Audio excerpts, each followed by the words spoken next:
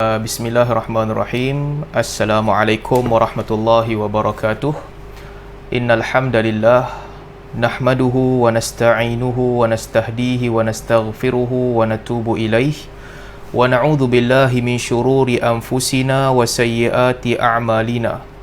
May yahdihillahu fala mudilla lahu wa may yudlil fala hadiyalah. Wa ashhadu an la ilaha illallah wahdahu la syarika lah wa ashhadu anna Muhammadan abduhu wa rasuluh. Allahumma salli ala Muhammad wa ala ali Muhammad kama sallaita ala Ibrahim wa ala ali Ibrahim innaka Hamidum Majid. Wa barik ala Muhammad wa ala ali Muhammad kama barakta ala Ibrahim wa ala ali Ibrahim innaka Hamidum Majid. Amma ba'd. Alhamdulillah, dengan izin dan juga limpah kurnia Allah Subhanahu wa taala, kita sekali lagi bertemu pada sesi kali ini untuk sambung pengajian sirah Khulafa Ar-Rashidin yang telah kita mulakan dahulu. Kita di pertengahan jalan masih lagi bercerita tentang Sayyidina Umar Al-Khattab radhiyallahu anhu. Saya rasa mungkin kelas minggu depan kalau kita boleh lambatkan sedikit mungkin lebih baik, sebab Isyak dah lambat dah ni. Pukul 7 baru semayang kan. 7 suku tu baru habis semayang. Sembang dengan orang tu, sembang dengan orang ni. Balik rumah dah pukul 7.30. Jadi mungkin kita kena lewatkan sedikit lah lepas ni. Lambatkan sedikit. Bercerita tentang solat ni, saya teringat dulu masa saya dekat UIA dulu ada seorang lecturer, Dr. Sa'duddin Mansur nama dia, orang Sudan. Cerita sikit lah sebelum kita sambung. Dr. Sa'duddin ni, dia antara pensyarah yang paling rapat dengan saya. Sangat rapat. Sampai sekarang, masa saya buat master pun, dia yang jadi supervisor. Memang sangat rapat daripada zaman saya duduk mula-mula masuk UIA lagi sampai sekarang. Telefon, sembang-sembang. Dr. Sa'duddin ni, dia orang Sudan. Dia ada adik ipar nama Dr. Mushtaba. Tapi itu tak penting, itu cerita sampingan. Yang pentingnya tentang dia ni adalah salah satu orang yang sangat pentingkan solat jemaah yang pernah saya kenal. Dalam ramai-ramai orang, Dr. Sa'duddin ni antara orang yang dia sangat pentingkan solat jemaah. Kita puji dia tak apalah sebab dia tak dengar, dia tak faham bahasa Melayu, tak apa. Sampaikan kadang-kadang kami dalam kelas, tengah dalam kelas waktu malam, kelas tu cross solat Isyak. Jadi start kelas tu pukul 8.30 tu, patutnya waktu solat Isyak. Dia akan berhenti. Kelas IRK di UIA ni dengan masjid taklah jauh sangat, tapi adalah 100 meter, 200 meter juga nak kena berjalan.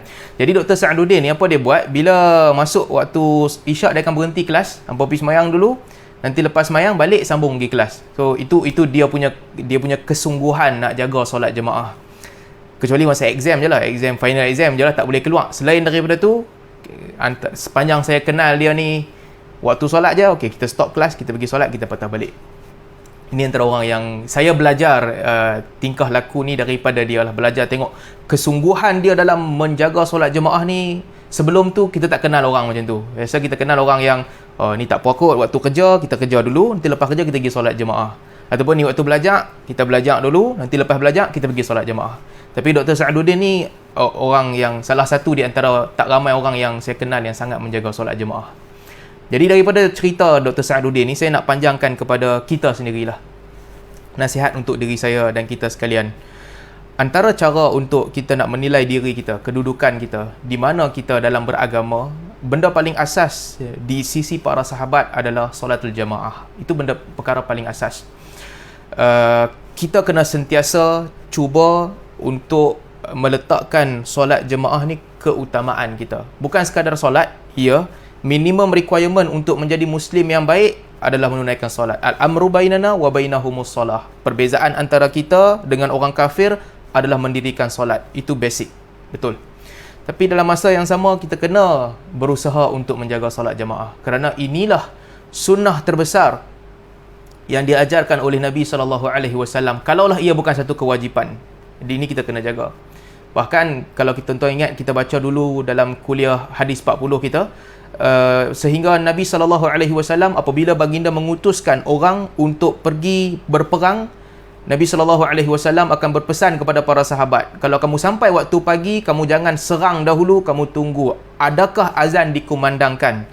Kalau kampung tu dikumandangkan azan, mereka mendirikan solat jemaah, jangan serang mereka. Maksudnya kedudukan solat jemaah ni sangat penting. Jadi untuk muhasabah diri kita bersama-sama, saya mendahului nasihat ni kepada diri saya sendiri dan juga tuan-tuan dan puan-puan sekalian, marilah kita cuba sedaya upaya untuk menjaga solat jemaah.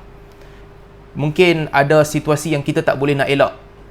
Kerja kita tak boleh nak elak, situasi semasa tak boleh nak elak. Office buat undang-undang, masa Covid tak boleh sembahyang jemaah. Kena remain distance. Mungkin ada benda yang kita tak boleh elak. Tapi perkara-perkara yang kita boleh elak, kita kena elak. Kita kena cuba sedaya upaya untuk menjaga solat jemaah kita bersama-sama.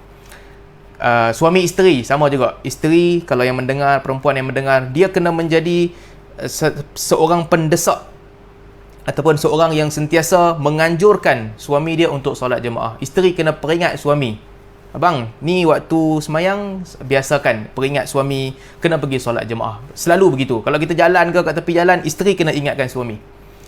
Kan biasa orang tulis dalam social media apa semua kan, perempuan kalau nak cari suami, dia nak mencari, saya nak mencari imam kan, nak cari orang yang boleh menjadi imam. Sebenarnya bolehlah nak buat begitu, tapi agama tak anjurkan begitu. Suami bukan untuk jadi imam kepada isteri dia, sesedap mana pun suara dia. Tak kira lah suara dia sedap macam suara Haji Rahman ke, dia punya hafazan bagus macam Haji Azwira ke, tak kira lah macam mana pun. Suami yang terbaik adalah dia pergi ke solat, dia pergi ke masjid dan dia tunaikan solat jemaah. Bukan jadi imam kepada isteri di rumah. Melainkan kalau tengah bermusafir ataupun tengah sakit dan sebagainya, terlewat sekali-sekala, itu lain ceritalah. Tapi kita bersama-sama, nasihat muhasabah diri kita bersama, kenalah kita berusaha sedaya upaya untuk menjadikan solat jemaah keutamaan kita. Ini cerita selingan sebelum kita nak start masuk sirah ni. Tak ada kena mengena dengan semua orang lah, termasuk diri saya sekali. Kena mengena dengan semua orang. Cubalah sedaya upaya untuk menjaga solat jemaah. Jadi tuan-tuan kalau nak buat aktiviti, bismillah. Kita di Qatar ni kan musim sejuk. Kita suka pergi outdoor dan sebagainya kan. Kita pergi aktiviti berkeluarga dan sebagainya. Cubalah masukkan solat jemaah tu sebagai sebahagian daripada aktiviti kita. Kalau kita nak pergi camping ke, slot untuk solat jemaah pastikan ada. Waktu jemaah, stop, kita solat, kemudian sambung aktiviti lain. Demikian juga kalau kita ada hobi, kita nak tengok movie, apa-apa, perkara-perkara yang akan rentas waktu solat tu, kalau boleh, cuba sedaya upaya untuk kita elakkan. Nak tengok wayang, jangan start wayang pukul 8 sampai 10. Bukan, itu waktu Malaysia, waktu kata lain. So, waktu Malaysia lah contoh. Kalau kita start 8 sampai 10, di tengah-tengah 8 sampai 10 tu ada waktu solat isyak. Jadi, cuba sedaya upaya untuk ringankan tulang kita bagi mendekatkan diri kepada Allah Subhanahu Wa Taala dengan cara menunaikan solat jemaah. Itu pesanan daripada saya sendiri untuk diri saya dan untuk kita kongsikan bersama. Baik, hari ini kita nak sambung bercerita tentang penaklukan Iraq dan wilayah timur. Kalau ikut buku kita ni, buku yang sama, kalau tuan-tuan yang ada buku yang sama macam saya, artinya muka surat 316. Penaklukan Iraq dan wilayah timur period ketiga pada tahun ke-14 Hijrah. Yang ni kita nak sambung pada hari ini. Kita dah cerita dalam kelas yang lepas, 3 ataupun 4 minggu lepas, kita telah bercerita yang setelah Saidina Abu Bakar radhiyallahu anhu meninggal dunia, Saidina Umar radhiyallahu anhu mengambil alih tampuk pemerintahan. Perkara pertama yang dilakukan oleh Saidina Umar, selain daripada bagi arahan kepada tentera di Syam di bawah pimpinan Abu Ubaidah ibn Jarrah teruskan pergi berperang, Umar Al-Khattab radhiyallahu anhu juga mengumpulkan tentera untuk meneruskan ekspedisi di negeri Iraq untuk menyerang Parsi. Dan cerita kita panjang, minggu dulu kita dah cerita bahawa akhirnya Umar Al-Khattab radhiyallahu anhu telah memilih Abu Ubaid Al-Thaqafi rahimahullah, dia bukan sahabat, dia tabi'in, Abu Ubaid Al-Thaqafi untuk memimpin tentera buat pergi ke negeri Iraq dan perang di sana. Dan kita dah sebut dulu ada 5 peperangan utama yang besar, 3 perang kecil dan 2 perang besar. Satu perang Namarik yang mana tentera Islam telah menang. Kemudian Saqatiyah pun tentera Islam menang. Kemudian yang ketiga Barusma, perang ketiga Barusma pun tentera Islam menang. Sehinggalah perang keempat, iaitu perang Jisr, yang berlaku di atas satu jambatan yang menyeberangi sungai Furat. Dalam peperangan ini tentera Islam kalah. Dan ramai di kalangan panglima dan juga tentera Islam telah tewas dan terbunuh. Kita dah cerita dulu. Pasukan Parsi bawa gajah. Tentera Islam kalah dalam peperangan ini. Abu Ubaid Al-Thaqafi rahimahullah juga ditakdirkan Allah Subhanahu Wa Taala untuk tewas. Dan 7 orang yang menggantikan dia sebagai panglima satu persatu semua tewas dalam peperangan ini. Sehingga akhirnya Umar Al-Khattab radhiyallahu anhu berasa sangat sedih dan sebagai tindak balas Umar keluar bersama dengan para sahabat untuk pergi lawan semula di negeri Iraq. Akhirnya kita dah cerita juga mereka buat keputusan atas cadangan Abdul Rahman bin Auf radhiyallahu anhu untuk Umar balik semula ke Madinah, hantarlah orang yang boleh menggantikan Umar iaitu Sa'ad bin Abi Waqqas radhiyallahu anhu. Kemudian tentera Islam yang masih ada dekat Iraq di bawah pimpinan Muthanna bin Harithah, dia ganti Abu Ubaid Al-Thaqafi, dia pergi perang Buaib dan dia menang kali ni. So, serilah. Perang pertama kecil-kecil tu kita tak cerita, 2 perang besar yang berlaku sebelum kedatangan Sa'ad bin Abi Waqqas, 1 orang Parsi menang iaitu perang Jisr. Yang kedua, perang Buaib telah dimenangi oleh tentera Islam. So, selesai dah. Itu cerita kita yang telah lalu. Kemudian kita juga telah cerita nasihat-nasihat yang telah ditinggalkan oleh Saidina Umar Al-Khattab kepada Sa'ad bin Abi Waqqas radhiyallahu anhuma sebelum Umar menghantarkan dia pergi ke Iraq. Baik, hari ni kita nak sambung muka surat 320. Muka surat 320, kedatangan Sa'ad di Iraq dan berita wafatnya Al-Muthanna ibnu Harithah. Apabila sahabat Nabi Sa'ad bin Abi Waqqas bergerak dengan beberapa ribu orang sahabat, dikatakan 6-7 ribu orang sahabat, dihantar oleh Umar untuk kuatkan tentera Iraq. Bila mereka sampai di Iraq, pada ketika itu Al-Muthanna ibnu Harithah selang berapa lama di situ dia pun telah meninggal dunia. Jadi semua kumpulan tentera di Iraq telah bersepakat untuk mengangkat Sa'ad bin Abi Waqqas sebagai panglima tertinggi. Mereka pun campur semua orang yang ada di situ. Akhirnya lebih kurang 30,000 orang di bawah pimpinan Sa'ad bin Abi Waqqas. Al-Muthanna bin Harithah bila dia mati, isteri dia Salma binti Hafs, lepas dah habis iddah, isteri dia pun pergi kahwin dengan Umar. Ini biasalah cerita kahwin cerai ni. Nak panjangkan sikit lah cerita kahwin cerai ni kan, baru ni heboh cerita tentang scam poligami apa semua ni kan. Saya tengok juga forum tu, tapi saya tak nak komen bab tu. Nak komen bab lain, kalau tuan-tuan yang kita biasa mengaji sirah ni kan, daripada dulu, daripada zaman Nabi SAW masuk ke zaman Abu Bakar Siddiq radhiyallahu anhu sampai sekarang zaman Umar, kita akan tahu bahawa perkahwinan dan penceraian adalah perkara biasa berlaku kepada ramai orang. Di zaman Nabi SAW, jarang sangat orang yang dia kahwin satu. Jarang. Berbeza dengan zaman kita. Zaman kita banyak kahwin satu, 2 kadang-kadang, 3 jarang-jarang. Zaman dulu tak. Jarang sangat sama ada lelaki ataupun perempuan yang kahwin satu. Jadi Salma ni isteri kepada Al-Muthanna bin Harithah. Laki dia meninggal dunia. Tak ada siapa nak jaga dia. Dan dia isteri kepada pemimpin besar. Bekas pemimpin besar lah. Jadi yang layak untuk berkahwin dengan dia adalah Sa'ad bin Abi Waqqas radhiyallahu anhu. Selepas habis iddah, dia pun kahwin dengan Sa'ad bin Abi Waqqas radhiyallahu anhu. Begitulah budaya masyarakat tu. Mungkin masyarakat kita ni, kita terlalu anggap kahwin dan cinta itu sebagai pemilikan tetap. Jadi kita jarang bertukar, masyarakat kita jarang bercerai, jarang bertukar. Kalau orang yang dah kematian pasangan pun kadang-kadang dia tunggu lama kan. Tapi budaya zaman tu yang banyak perang, mereka tak tunggu. Mati je, lepas selang berapa ketika, mereka kahwin lain. Itu perkara biasa. Jadi bini kepada Al-Muthanna bin Harithah, Salma, telah pun berkahwin dengan Sa'ad bin Abi Waqqas radhiyallahu anhu. Sampailah mereka di situ. Apabila mereka sampai di situ, Umar Al-Khattab radhiyallahu anhu bila dia menghantar Sa'ad bin Abi Waqqas, mereka keluar, antara pesanan yang disebutkan oleh Umar Al-Khattab radhiyallahu anhu kepada tentera Islam sebelum mereka bergerak pergi ke Iraq, Umar kata, "Wa qad ja'ala Allahu likulli amrin baban." Sesungguhnya Allah Subhanahu Wa Taala telah menjadikan untuk setiap perkara itu ada pintu-pintunya. Setiap benda kamu nak dapat ada pintu yang kamu kena lalui. Wa yassara likulli babin miftaha, dan Allah permudahkan nak buka setiap pintu dengan kunci. Ni dia punya mukadimah. Sebelum nak cerita ni, mukadimah dia apa? Apa sahaja yang kamu nak capai, apa sahaja yang kamu nak perolehi, dia ada pintu.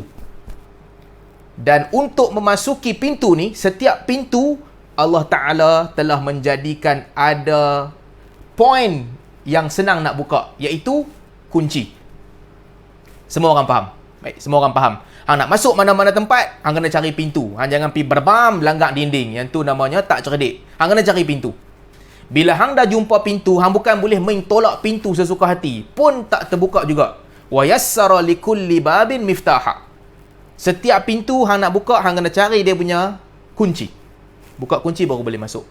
Kemudian kata Umar Al-Khattab radhiyallahu anhu kepada tentera Islam sebelum lepaskan mereka, fababul adli li'tibar. Pintu kepada keadilan.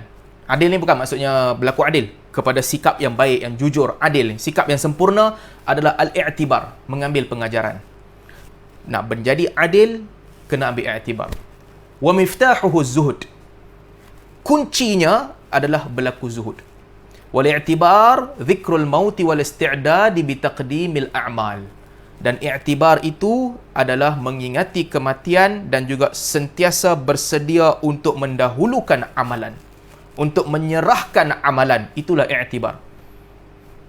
Kemudian kata Umar, az-zuhdu akhdhul haqqi min kulli ahadin qibalahu. Sedangkan zuhud adalah mengambil hak kebenaran daripada siapa sahaja yang mendatangkan kebenaran itu. Itulah zuhud.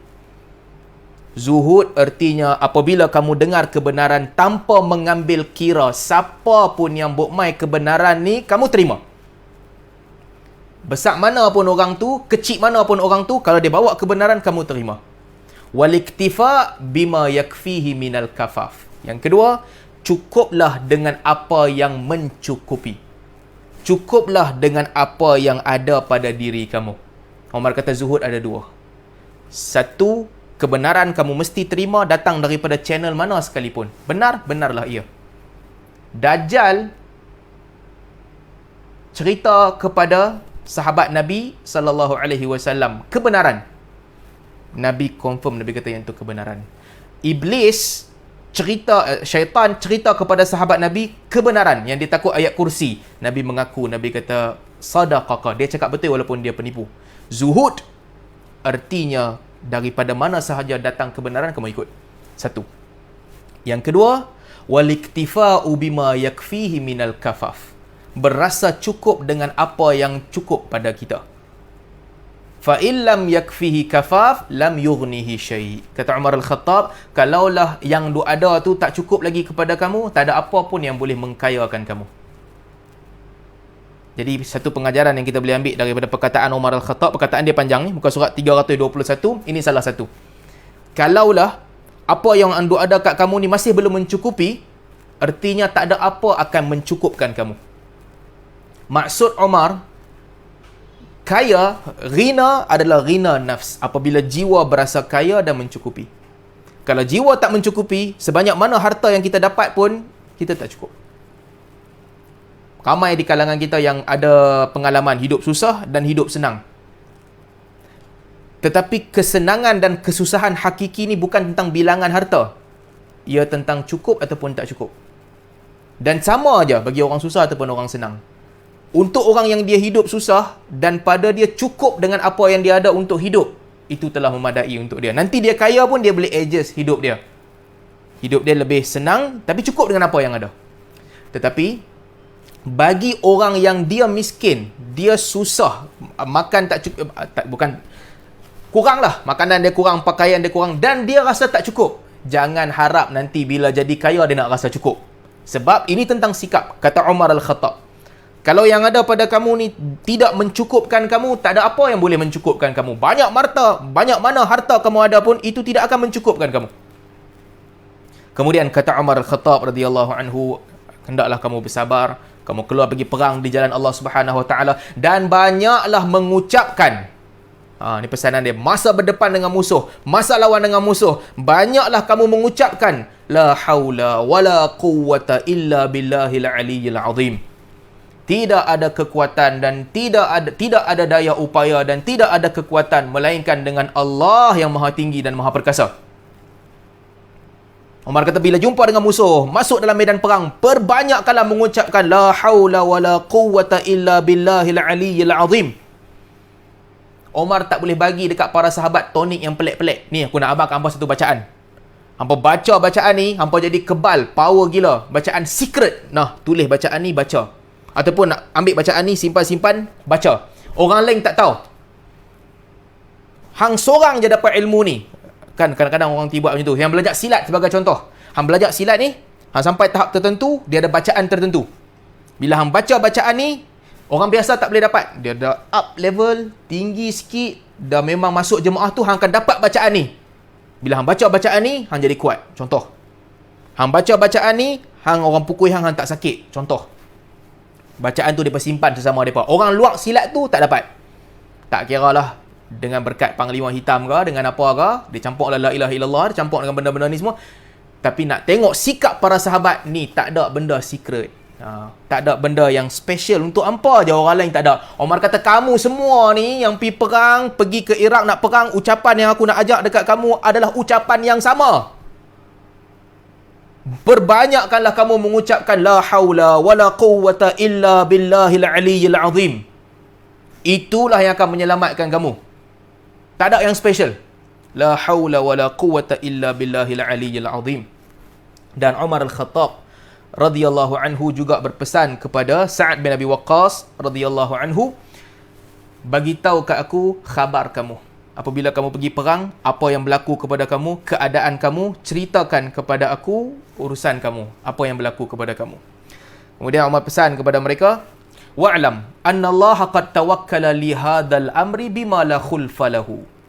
Ketahuilah wahai Sa'ad bin Abi Waqqas dan juga tentera yang nak pergi perang ni, sesungguhnya Allah Subhanahu Wa Taala telah mewakilkan urusan ni kepada kamu tanpa ada pengganti. Fahdhar an yasrifahu anka wa yastabdilu bikum ghairakum. Jaga-jagalah kamu agar tidak Allah Subhanahu Wa Taala menarik urusan ni daripada kamu dan bagi kepada orang lain selain daripada kamu. Umar ajak para sahabat, kalau kamu menang bukan pasal kamu bagus. Kalau kamu menang bukan pasal kamu hebat. Agama ni tak perlu pun kepada kamu. Tapi Allah telah memilih kamu untuk memegang tanggungjawab ini dan urusan ni. Jaga-jagalah kamu agar urusan ini tidak dicabut daripada kamu lalu diberikan kepada orang lain. Jihad fi sabilillah adalah kemuliaan yang Allah Subhanahu Wa Taala kurniakan kepada kamu, kata Umar. Bukan kamu pilih, tapi Allah pilih kamu. Be careful. Jaga-jaga. Berhati-hati. Supaya tidak nikmat ini dicabut daripada kamu dan diberikan kepada orang lain. Kalau bukan kamu, ada orang lain yang boleh buat kerja agama Allah ni. Bukan kamu seorang. Kamu ni tak hebat mana pun. Bersyukurlah dan jaga-jaga. Sebelum Allah tarik daripada kamu, Allah bagi kepada orang lain. Kalau kaum ini tak boleh mempertahankan agama Allah, kaum lain akan pertahankan agama Allah. Yang rugi adalah kamu. Kamu hilang peluang tu. Baik, kemudian Sa'ad bin Abi Waqqas bergerak bersama dengan tentera Islam. Mereka pun pergi ke Qadisiyah. Umar pesan dekat mereka, hampa pergi ke Qadisiyah. Umar kata sampai di situ, itu tempat terbaik. Dan apabila kamu pergi ke Qadisiyah, tunggulah kamu di kawasan antara tanah lapang dan juga batu-batu. Kamu akan menang, aku rasa kamu akan menang. Kamu boleh menang. Tapi kalau kamu ditakdirkan kalah, kamu boleh lari di sebalik batu-batu dan menyerang dari situ. Musuh kamu bukanlah lebih berani daripada kamu. Mereka takkan berani masuk tempat batu-batu. Kamu duduk di situ, kamu akan selamat. Boleh serang mereka kerana keberanian yang ada pada kamu tidak ada pada mereka. Kemudian kata Umar Khattab, bila dia mendengar Sa'ad bin Abi Waqqas sampai ke Qadisiyah sebagaimana diperintahkan oleh Umar, Sa'ad bin Abi Waqqas pun hantar orang pergi siasat apa yang berlaku. Dan khabar yang sampai kepada dia adalah Raja Parsi Yazdajir, nama dia. Yazdajir ni baru diangkat jadi raja dan dia sangat marah. Dia hantar pemimpin tertinggi dia, Rustum, untuk mengetuai pasukan tentera nak perang orang Islam, Rustum. Omar pun tulis, Sa'ad bin Abi Waqqas tulis surat bagi tahu kepada Umar Al-Khattab, ini situasi kamu. Ini situasi kami ada tak ramai, berapa puluh ribu orang je. Campur tentera yang datang daripada Madinah dan juga tentera yang dah ada dekat Iraq. Kami nak kena berdepan dengan gabungan tentera utama Iraq di bawah pimpinan Rustum, panglima tertinggi dia. Dan isu tentera Islam ni telah sampai ke pengetahuan Yazdajir, raja besar Iraq. Jadi dia memang nak lawan dengan kami. Kata Umar Al-Khattab radhiyallahu anhu, bila dia dapat kitab tu, dia baca tulisan yang dihantar daripada Sa'ad bin Abi Waqqas. Umar kata, fa innahu qad ulqiya fi raw'i annakum satahzimunahum fala tashukkanna fi dhalika. Umar kata, aku telah diberikan ilham yang kamu pasti akan menang peperangan ini dan janganlah kamu berasa ragu-ragu. Fa idza hazamtumuhum, kalau kamu menang peperangan ni, fala tanzi' anhum hatta taqtahima alaihimul madain fa innahu kharabuha insyaallah. Kalau ditakdirkan Allah kamu menang peperangan melawan dengan Parsi, jangan sekali-kali kamu mencabut diri kamu, mencabut tangan kamu, berhenti berperang, melainkan setelah kamu menghancurkan Madain, kerana disitulah keuntungan kamu. Disitulah kehancuran sebenar mereka. Kalau kamu menang Qadisiyah, jangan berhenti, teruskan lawan sampai kamu menguasai Madain. Madain ni kalau Malaysia kira Putrajaya, pusat pemerintahan kerajaan, kira macam tu lah. Indonesia kira Jakarta, Qatar kira Doha, macam tu lah. Omar pesan kepada mereka, kalau kamu sampai, kamu menang, aku punya firasat dan ilham kata kamu pasti akan menang. Kalau kamu menang, jangan kamu berhenti di situ, terus menerus serang mereka sehingga kamu berkuasa di Al-Madain. Apa ada kat Madain ni? Nanti kita cerita. Kemudian mereka pun bergerak untuk pergi berperang. Apabila peperangan hampir bermula, para sahabat Nabi SAW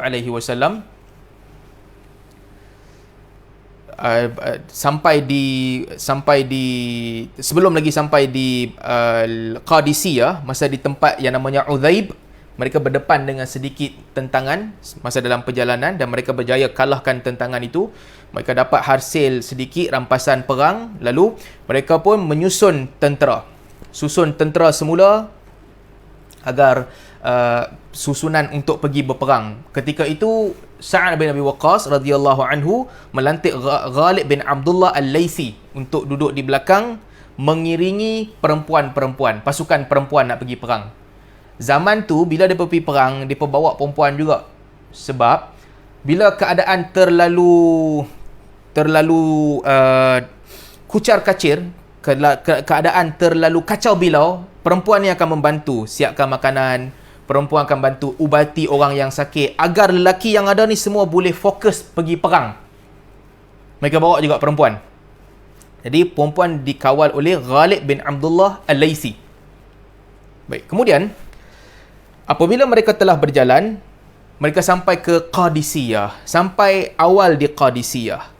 Sa'ad bin Abi Waqqas radhiyallahu anhu, dia sampai di Qadisiyah, sebulan dia tunggu di situ, tak jumpa tanda-tanda tentera Parsi. Omar suruh pergi di Qadisiyah. Mereka pun jalan sampai ke situ. Sebelum tu mereka dengar cerita Parsi marah betul kat mereka. Tapi bila sampai di tempat tu, di Qadisiyah, mereka tak jumpa langsung. Tak nampak tentera-tentera Parsi. Di mana tentera Parsi bersembunyi, mereka pun tak tahu. Tunggu tak jumpa. Dan mereka hanya pergi kampung kecil-kecil yang dulunya Islam, kemudian dah murtad. Mereka pergi kampung tu, mereka balas dendam. Bismillah. Tawarkan orang tu masuk Islam. Kalau tak mau masuk Islam, bayar jizyah. Itu budaya di zaman tu. Tapi Parsi tak jumpa. Dan dalam masa yang sama, di Madain pada ketika itu, istana putih milik Yazdajir panggil Rustum.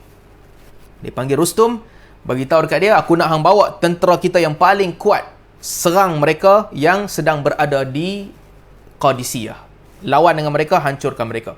Rustum kita dah cerita dulu, dia panglima perang, dia juga ahli nujum.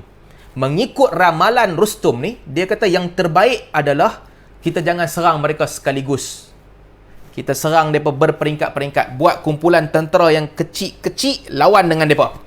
Jangan bawa sekali semua gerombolan tentera yang kita ada. Kecil-kecil ni lebih menyakitkan pukulan dia ke atas bangsa Arab. Yazdajir kata, aku tak setuju. Pandangan hang boleh simpan. Hang punya ramalan, hang boleh simpan. Hang panglima dengar cakap. Aku punya arahan, bawa keseluruhan tentera yang kita ada, yang paling kuat, pergi ke sana, serang mereka. Dengan kekuatan maksimum yang kita ada.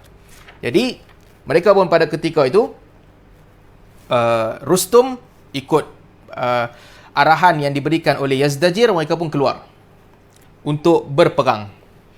Apabila mereka keluar untuk berperang, Umar Al-Khattab, antara perkara yang dipesan oleh Umar Al-Khattab radhiyallahu anhu adalah, Umar pesan kepada mereka sebelum pergi, masa nak perang, wab'ath ilaihi rijalan min ahli an-nadari war-ra'yi wal-jaladi yad'unahu. Hantarlah kepada mereka orang-orang yang bijak berbicara, ahli an-nadari war-ra'yi wal-jaladi yad'unahu, untuk berdakwah. Sama ada Rustum ataupun Yazdajir, hantar sebelum pergi perang. Umar kata, hantar dulu orang yang pandai berbicara untuk bagi ucapan kepada mereka. Fa innallaha ja'ilun du'aahum tauhinan lahum wa faljan 'alaihim. Kerana Allah menjadikan seruan orang-orang yang pandai berbicara ini penghinaan dan pukulan kepada musuh. Waktub ilayya kulli yaum. Waktub ilayya kulli yaum. Tiap hari tulis kat aku, report. Umar kata, dah sampai kat situ, sebelum start perang, sakitkan mereka dengan lidah kamu dulu. Hantar orang-orang yang bijak berbicara. Kerana pukulan bicara ini sangat menyakitkan kepada mereka. Jadi mereka pun bergerak. Baik, kemudian muka surat berapa ni? Muka surat 234. Baik, muka surat 234, Rustum mengumpul tentera sebanyak 120,000 orang. Tu dia punya ramai. 120,000 orang.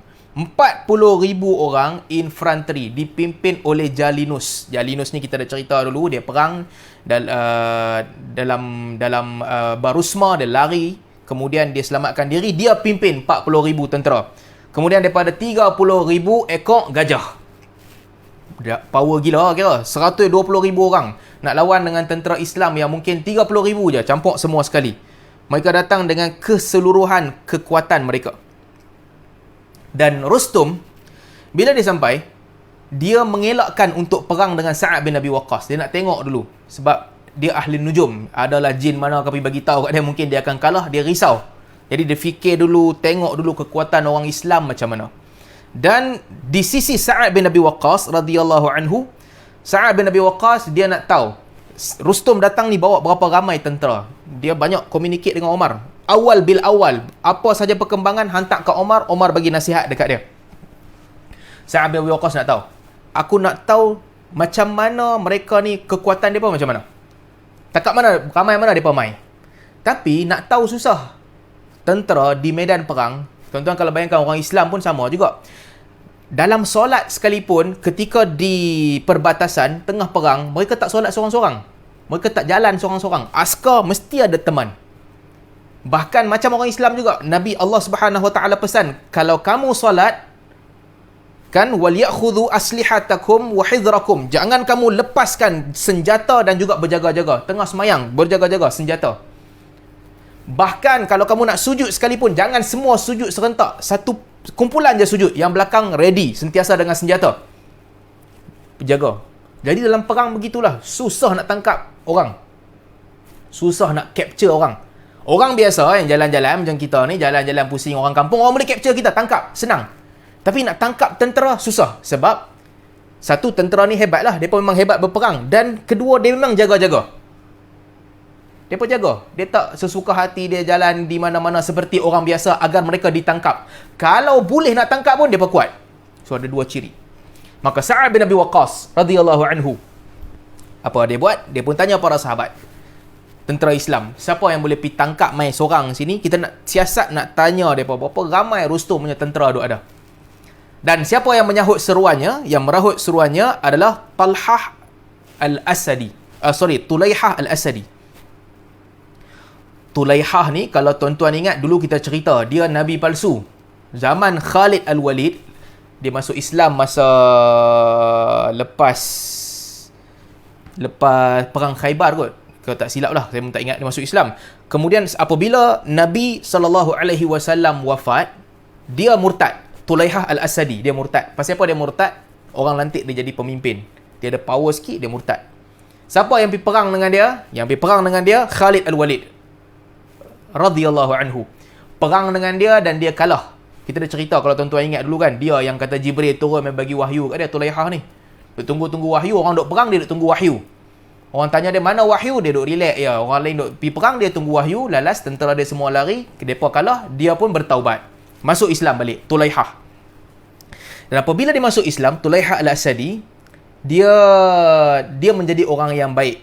Sebelum tu dia telah bunuh 2 orang, Thabit bin Aqram dengan Ukashah. Khalid hantar mereka 2 orang nak pergi tangkap, dia bunuh mereka 2 orang. Omar cukup geram kat dia, Omar marah dia. Omar tahu cerita tu. Tu zaman Abu Bakar. Abu Bakar pun sama juga lah. Dia dah masuk Islam, dia cuba nak datang ke Mekah. Tapi dia cuba nak datang ke Madinah, tapi dia tangguhkan niat dia sebab dia malu dengan Abu Bakar, dia segan. Tulaihah, dia segan. Cuma bila sampai zaman Umar Al-Khattab, dia ingat Omar ni kira tak apa kot. Aku punya pemusuhan dulu dengan Abu Bakar. Abu Bakar dan Khalid. Khalid sekarang dah pergi perang di Syam.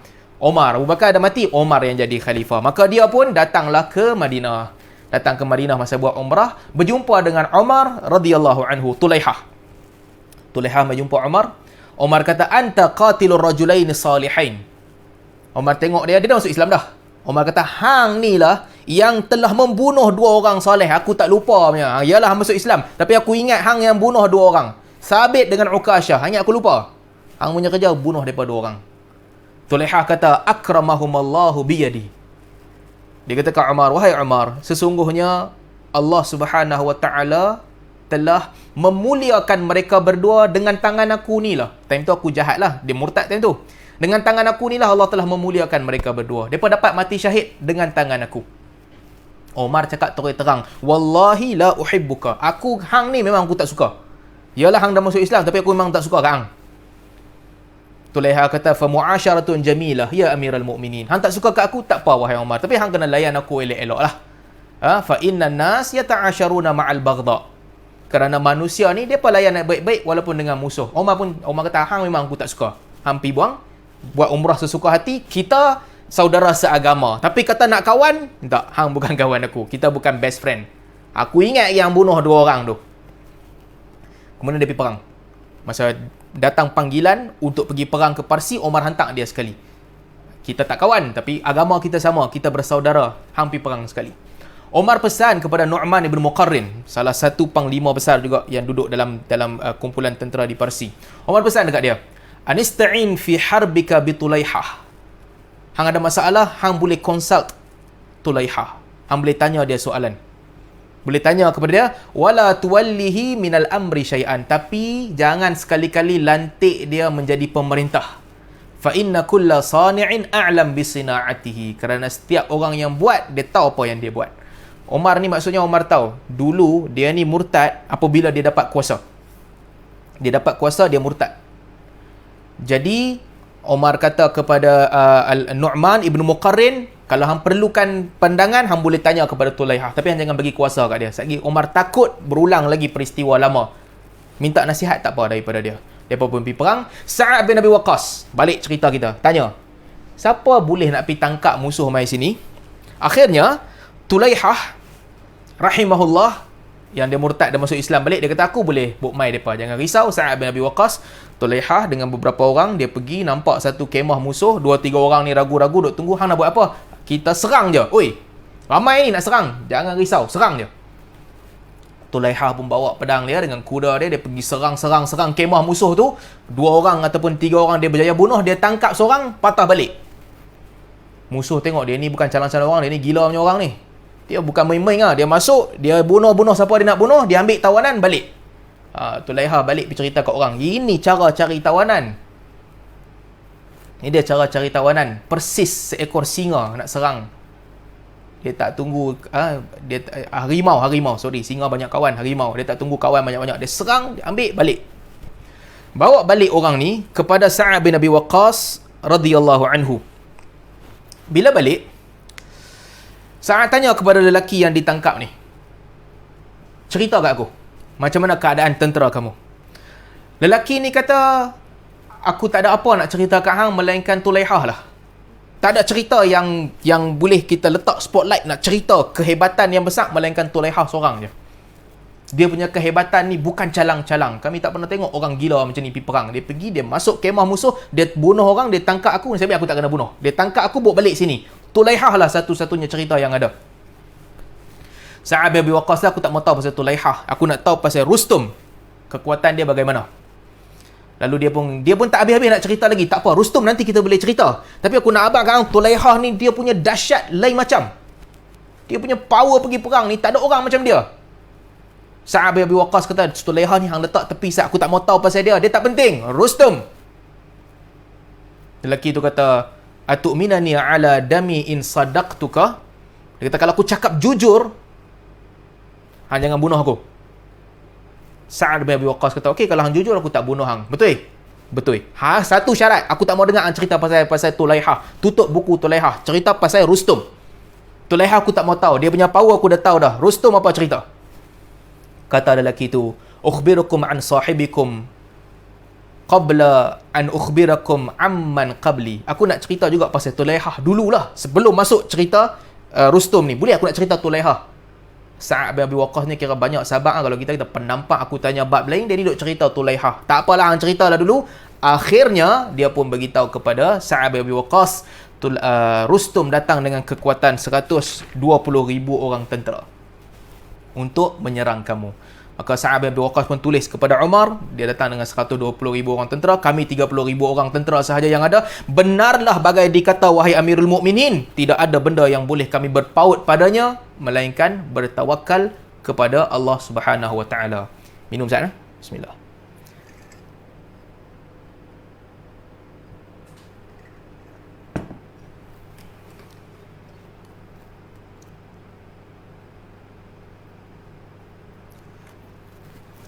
Kat mana kita ni?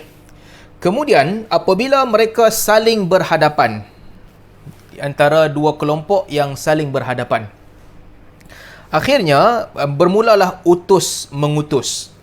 Sa'ad bin Abi Waqqas menghantar utusan yang diminta oleh Rustum dekat dengan kawasan Qadisiyah. Asalnya Sa'ad menghantar Al-Mughirah ibn Syu'bah radhiyallahu anhu. Sampai kepada Rustum. Kata Rustum kepada dia, kita ni bukan orang lain, jiran-jiran juga. Kamu kawasan Arab di Jazirah, kami duduk di kawasan Iraq. Kita jiran. Apa kata kalau kamu balik pergi ke tempat kamu dan kami pun tak kacau kamu, kalau perlu nak berniaga lalu di tempat kami, selesai. Dua-dua orang untung sama untung, kita tak payah nak lawan. Kata Rustum kepada Al-Mughirah bin Syu'bah. Tapi Al-Mughirah bin Syu'bah ni, kita dah baca dulu dia punya cerita. Dia punya ranggi pun hebat juga. Dia duduk sebelah Nabi SAW pegang pedang. Orang datang masa perjanjian Hudaibiyah. Orang datang jumpa Nabi SAW, main nak pegang janggut Nabi, dia ketuk tangan orang jangan pegang. Siapa ni? Ini Mughirah bin Syu'bah. Kata Al-Mughirah bin Syu'bah radhiyallahu anhu, bukan yang tu yang kami nak. Yalah, hang boleh offer dekat kami apa yang hang nak offer, tapi itu bukan kami cari. Kami datang ke sini bukan sebab kami nak cari pendamaian, jalan mudah. Kami datang ke sini, kami bukan nak dunia. Kami datang ke sini kerana kami mencari akhirat. Allah Subhanahu wa taala mengutuskan rasul dan rasul mengajar kami supaya kami datang menawarkan kepada kamu Islam. Kalau kamu terima, kamu selamat. Andai kata kamu tak terima, kami akan perangi kamu melainkan kamu bayar jizyah. Kemudian Rustum tanya kepada dia, apa agama yang hang bawa ni? Agama apa yang hang nak cerita? Ini pun penting juga ni. Kadang-kadang kita ditanya, agama kamu asas dia apa? Kepala kita masa tu akan ada macam-macam. Bab apa kita nak cerita dulu? Kalau orang datang dan bertanya kepada kita, agama kamu mengajar apa? Nak mula dari mana? Pintu mana? Kalau orang bukan Islam lah, jumpa, tanya kita, ni kalau apa specialnya agama kamu? Apa kita nak start? Satu, nak masuk ni tak boleh makan babi. Orang kata kadang-kadang nak masuk agama ni kena sunat. Nak masuk agama ni panjanglah cerita dia. Tapi apa benda paling penting yang kena cerita ke orang? Agama kamu ni apa? Ini kebijaksanaan sahabat. Jawapan yang sharp, yang kena dengan asas-asas penting yang orang tak boleh bantah.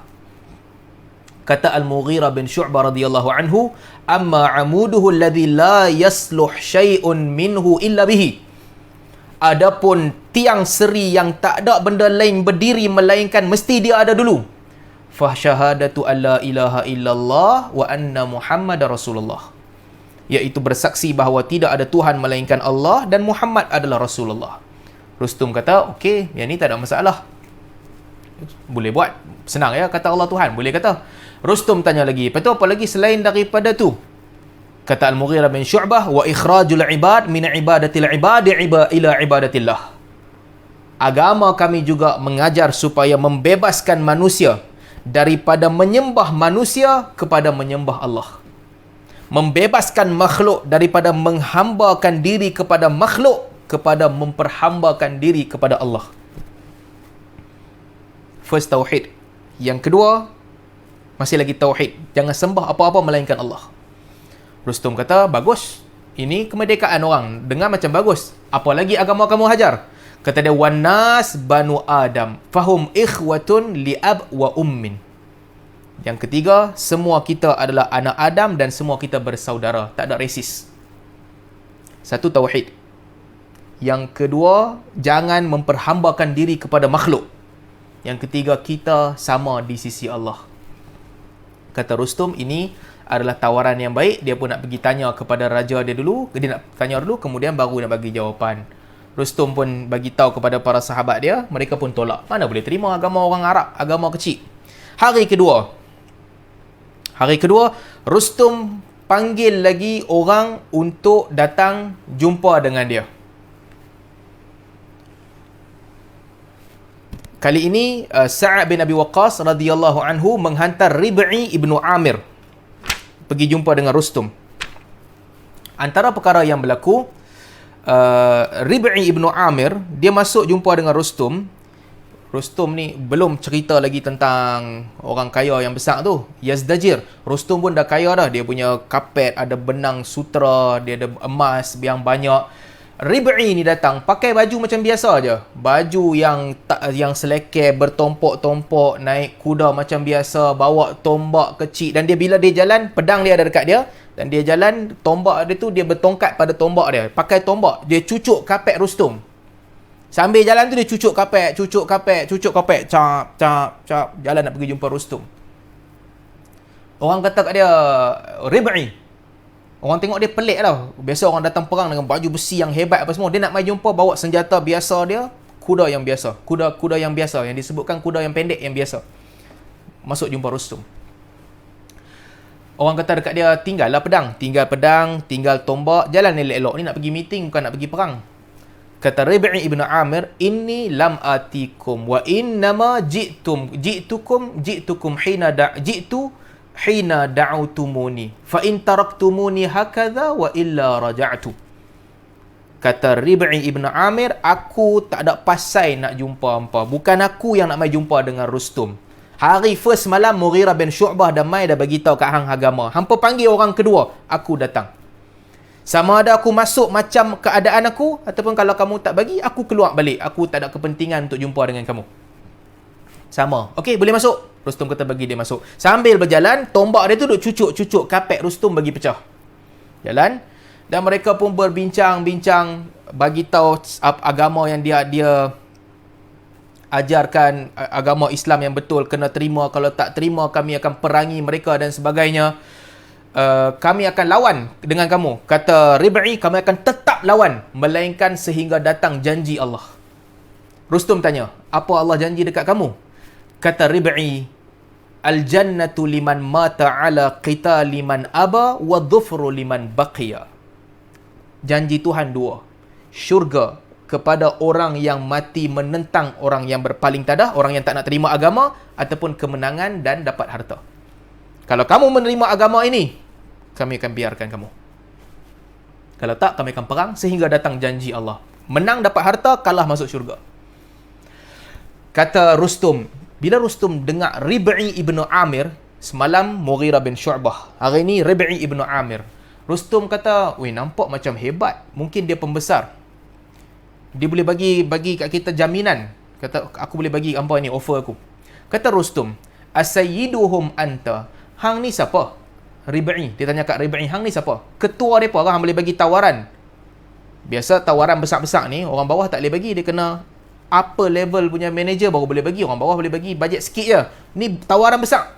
Hang tawarkan kepada kami, kalau kami terima agama hang, berpuluh ribu tentera yang datang ni akan balik macam tu saja. Hang ni siapa? Asayyiduhum anta? Hang ni ketua ke? Kata Rib'i ibn Amir, la, tak, aku bukan ketua. Walakinnal muslimun kal jasadi wahid. Yujiru adnahum ana a'lahum. Aku bukan ketua. Tetapi aku nak habaq kat hang wahai Rustum, kami orang Islam adalah seperti satu jasad. Yang paling rendah di antara kami boleh memberi jaminan ataupun boleh menyelamatkan seseorang di hadapan yang paling kuat di antara kami. Artinya orang paling rendah di kalangan tentera Islam, kalau dia bagi jaminan keselamatan, yang paling atas pun tak boleh bunuh. Itu kami punya disiplin. Aku bukan ketua. Tapi kalau aku bagi jaminan dekat hang, Omar pun takkan bunuh hang. Jangankan Sa'ad bin Abi Waqqas, Omar pun tak boleh bunuh kalau aku bagi jaminan dekat hang. Kerana kami kal jasadil wahid. Kami ni semua adalah seperti satu tubuh yang sama. Tak ada double standard. Paling rendah dengan paling tinggi sama. Kalau hang berjaya dapat jaminan keselamatan aku, hang jumpa Sa'ad bin Abi Waqqas, dia takkan bunuh hang. Jaminan aku telah memadai. Masya Allah. Inilah disiplin yang tentera Islam ada. Mereka seperti mana jasad wahid, seperti mana satu badan yang sama. Kemudian apabila Rib'i pun balik, kata Sa'ad bin Abi Waqqas, kata Rustum kepada tentera dia, nampak agama ini seperti agama yang, apa pandangan kamu? Dia kata, apa pandangan kamu tentang orang ni? Lalu orang ramai yang duduk dengan dia, mereka marah dia. Dia kata, macam mana kami nak terima orang ni? Pakaiannya selekeh, baju tempek-tempek, kuda dia kuda pendek. Macam mana kita nak terima cakap dia? Orang yang duduk dengan Rustum ni, orang bawah ni bodoh sikit. Rustum cerdik. Dia kata kat Rustum, mana kita boleh terima Rib'i ibn Amir? Hang tengok dia pakai apa, mai jumpa kita. Baju selekeh, cakap dia tak berkesan sikit pun kat kita. Kata Rustum, wailakum la tanzuru ila thiyab, wanzuru ila ra'yi wal kalami was sirah. Celakalah kamu semua. Janganlah kamu melihat kepada pakaian, tapi lihatlah kepada pandangan dan ucapan dan juga tata cara dia. Innal Arab yastakhifuna bithiyabi wal ma'kal wa yasununa bil ahsab. Aku nak cerita dekat hampa, kata Rustum kepada orang yang ikut dia, sesungguhnya kalau kamu nak kenal Arab, Arab adalah kaum yang tidak memandang pakaian dan makanan. Pada mereka, pakaian dan makanan ni untuk hidup sahaja. Mereka tak pentingkan pun. Wa yasununal ahsab, tetapi mereka menjaga pentingnya peribadi. Itulah Arab kalau hampa nak tahu. Yang hampa nampak buruk ni, sebenarnya itulah budaya mereka, bukan pada pakaian ataupun makanan. Kemudian apa lagi? Lama dah ni. Okay, last. Okay, ni satu lagi yang penting juga. Tentera Islam duduk kat situ, mereka pun nak hantar wakil berjumpa dengan Yazdajir, pemimpin besar Rom, Parsi. Nak jumpa Yazdajir, nak masuk. Akhirnya minta. Bayangkan, ni pemimpin paling besar, negara besar. Akhirnya setelah berbincang, Yazdajir pun panggil mereka. Okay, siapa yang datang nak perang aku ni, mai masuk. Bismillah.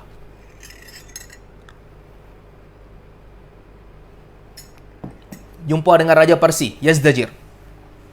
Bila masuk, Yazdajir ni dia jahat, dia akhlak dia buruk, dikenali akhlak yang buruk, dan dia tengok mereka ni kaum yang remeh, yang kecil, tak ada kedudukan. Mereka masuk je, dia terus balon mereka, dia hentam mereka. Mereka pakai pakaian pelik-pelik lah macam tadi tu. Masuk di hadapan tentera, di hadapan menteri-menteri dia, Yazdajir menghina kumpulan sahabat Nabi SAW. Dia hina mereka. Baju ni apa hampa panggil baju ni? Jubah, serban ni apa hampa panggil? Selipar ni nama dia apa? Kami di Parsi tak pakai pakaian-pakaian yang tak bagus macam ni, yang tak ada kedudukan begini. Macam mana kamu boleh pakai pakaian-pakaian yang teruk begini?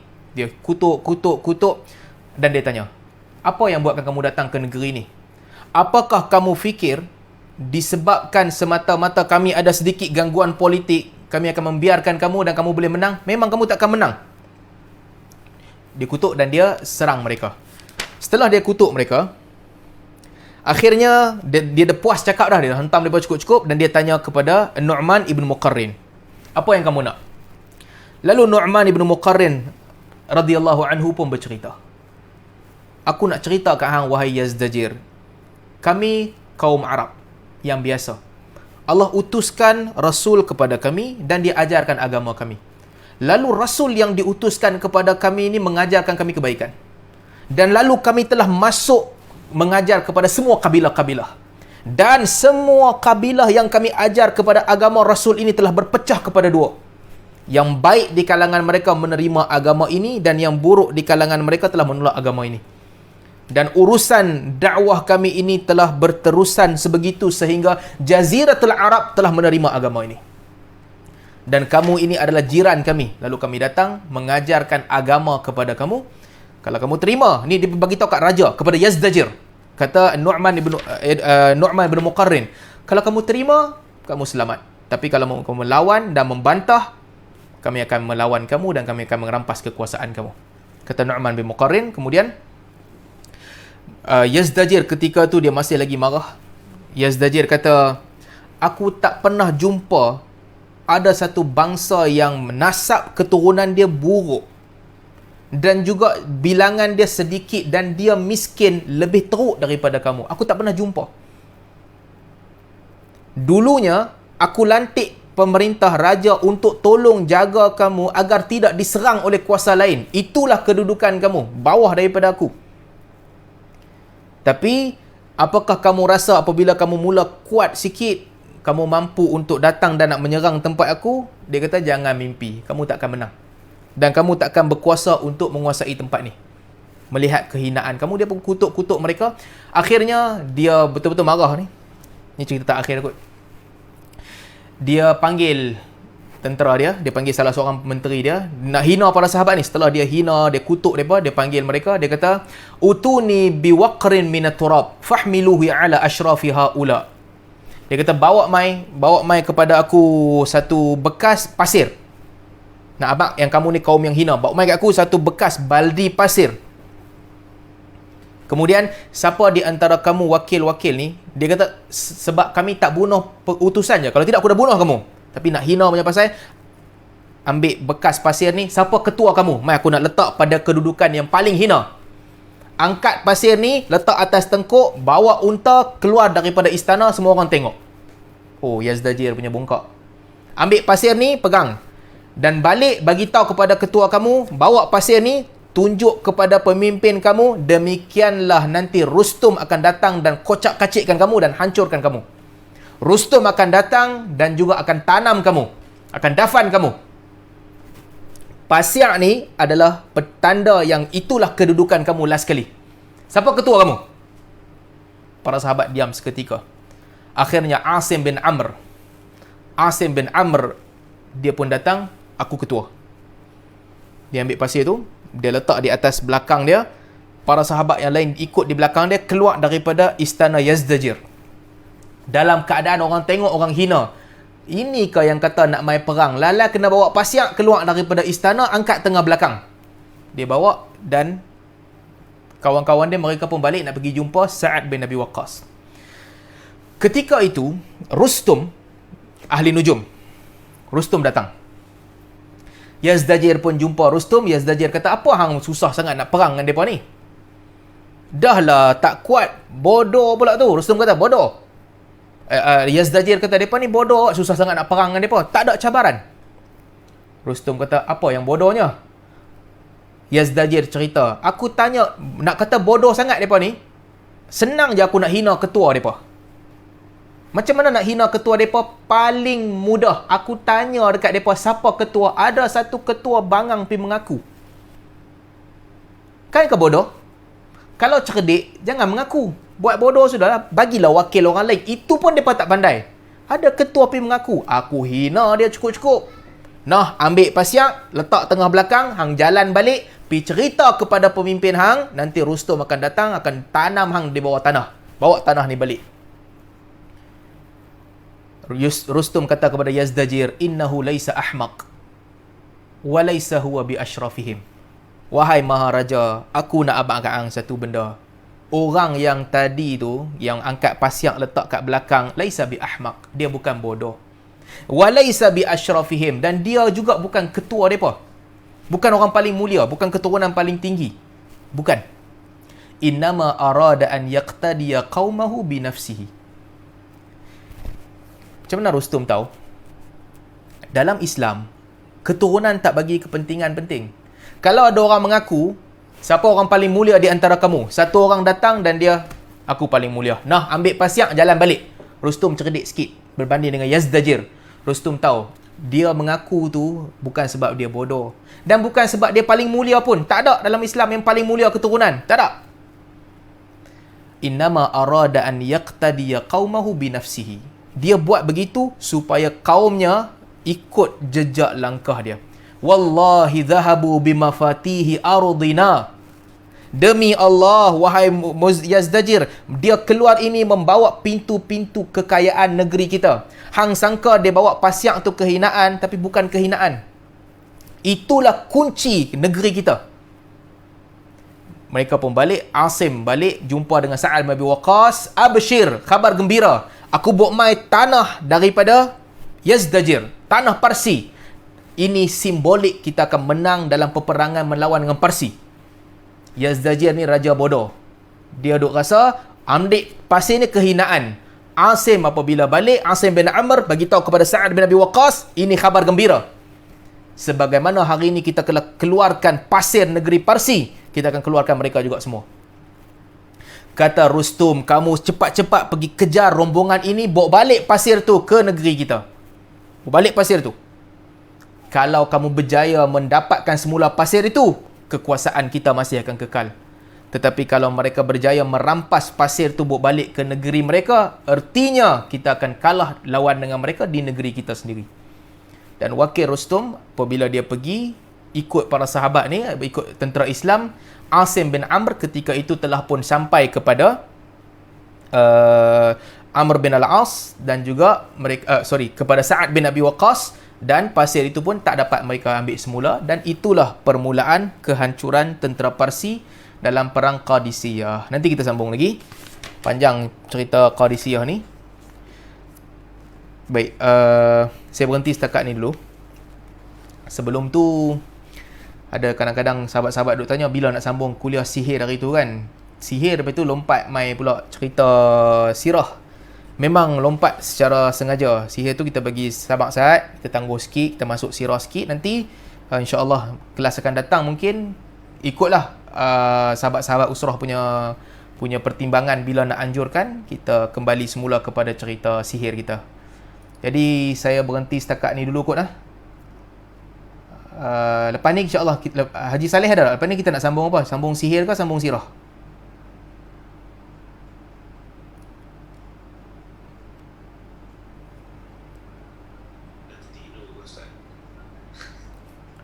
Haji Saleh standby nak main badminton esok. So okey lah, kita berhenti dulu kat kita. Ada soalan tak?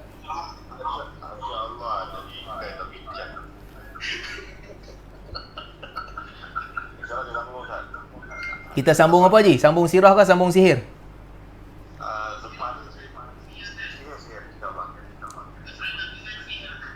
Okey, lepas ni kita sambung kuliah sihir dulu insya-Allah, lepas tu kita sambung sirah balik. Saya rasa tak ada soalan kot lah. Kalau ada soalan nanti tuan-tuan tinggal lah, kelas akan datang. Sebelum start kelas nanti kita ulas soalan tu dulu. Terima kasih banyak-banyak kepada tuan-tuan dan puan yang mengikuti kelas pengajian ni di Zoom ataupun di Facebook ataupun di YouTube juga ada. Yang masih berjaga di Malaysia, terima kasih. Yang masih berjaga dan sahabat-sahabat di Qatar, terima kasih juga. Mudah-mudahan Allah Subhanahu Wa Taala memberkati perjalanan kita menuntut ilmu dan juga menjadikan kita lebih mengenali dan juga mengikut jejak langkah generasi hebat iaitu para sahabat dan juga tabi'in.